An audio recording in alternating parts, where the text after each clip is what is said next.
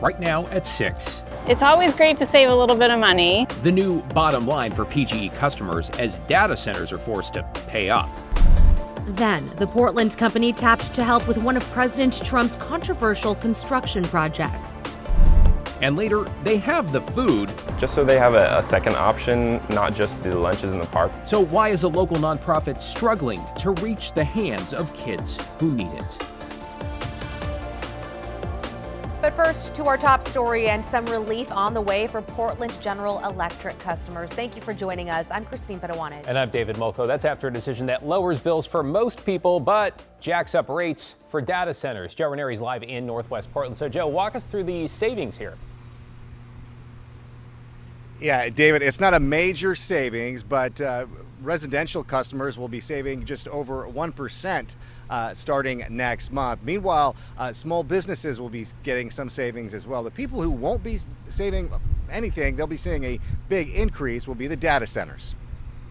On Tuesday, the Oregon Public Utility Commission approved new rates for Portland General Electric, making it a little easier for households to save some cash. It's always great to save a little bit of money on the monthly utility bills. It's not a ton, but in this economy, anything helps. I think any little bit helps, especially with low-income families and everything like that. So I think it helps out a lot. I'm a single household myself, so I think it'll make a difference. The new rates will look like this. For residential customers, there will be a 1.3% decrease. Most customers will notice a savings of just under $2 each month. Small businesses will see a 3.7% drop. You might be surprised what one customer said about the drop. I think that we who use energy should be paying our fair share because energy should not be dirt cheap. We should understand where our energy is coming from and what it takes to, extract and produce that energy. Not everyone is going to see savings, though. Data centers are the ones who are going to have to pay. They're going to see nearly a 30% increase. A PGE spokesperson said it's delivering on our commitment to support economic growth while ensuring the customers driving growth on the system pay their share. The Oregon legislature passed the Power Act last year, making it a first in the nation law that protects families and small businesses from paying for expensive grid upgrades caused by large data centers.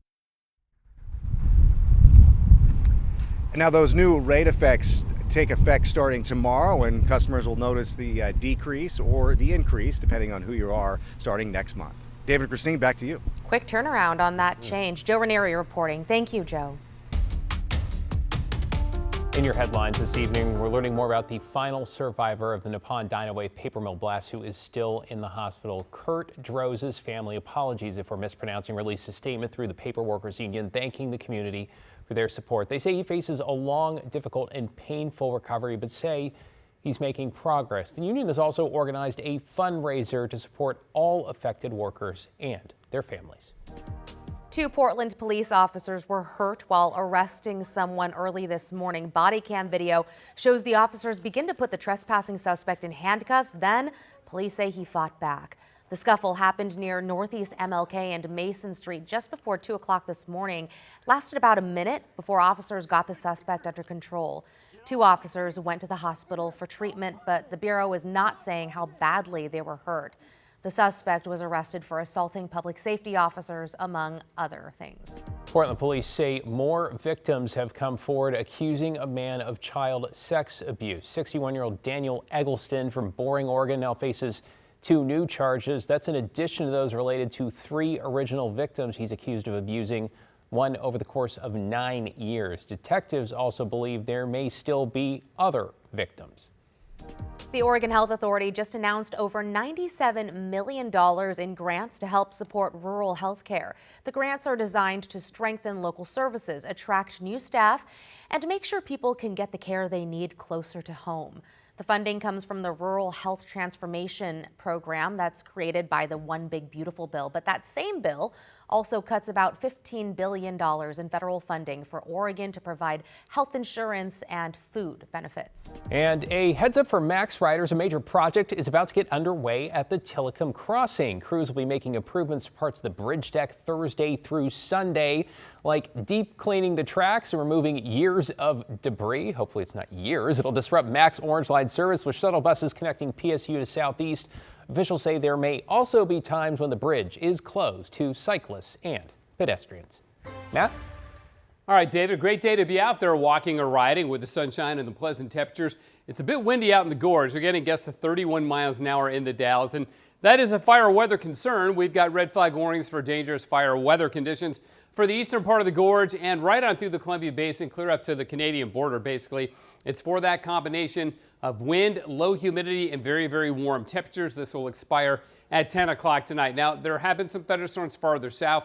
We'll show you those in a minute. But first, Portland's high today, a very pleasant 82. Average right now is 80, so we were right there. Hotter, though, in eastern Oregon. Pendleton made it up to 99 degrees today, and there are storms forming south of there. Now, the rest of the week, morning clouds tomorrow, pleasant all week with temperatures staying below 85. Next week, we get a bit warmer, but it doesn't look like we'll be seeing any extreme heat visit the Northwest, at least for the next week and hopefully longer. So we're in great shape through the weekend, guys. More on those storms in eastern Oregon a bit later. Back to you. Hey, that's great news for the Portland Metro. Thanks, Matt. Well, a Portland engineering and design firm has been hired to work on President Trump's controversial arch in Washington, D.C. Investigative reporter Kyle Laboshi's in the newsroom. Kyle, a big project, a bit of a political football. What do we know?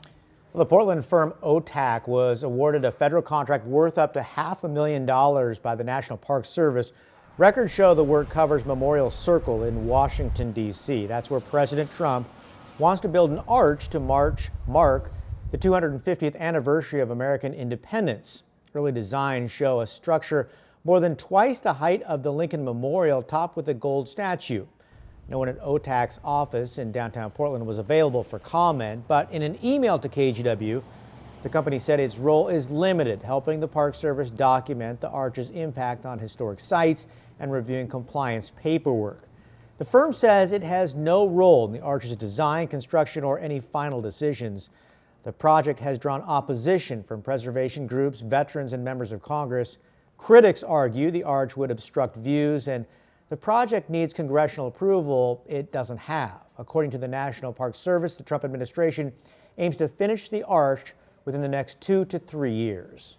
We'll see what happens next. It's Kyle in the newsroom. Thanks, Kyle. Meanwhile, President Trump is in Ankara, Turkey, meeting with NATO leaders. The president saying he's open to selling F-35s, the U.S.'s most advanced fighter jets, to that country. And it's despite removing Turkey from the program during his first term after it bought a missile defense system from Russia. The president, familiar here, also making no secret he believes the U.S. is not getting its money's worth as a NATO member, especially after other NATO countries refused to join the war in Iran.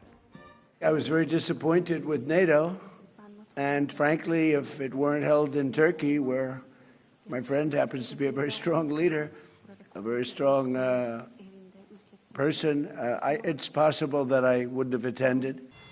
Okay, another big topic, the war in Ukraine, with that country's president saying he's going to urge the U.S. to deploy Patriot missile defense systems during a meeting with President Trump tomorrow. The president also renewing calls that the U.S. should control Greenland rather than NATO ally Denmark.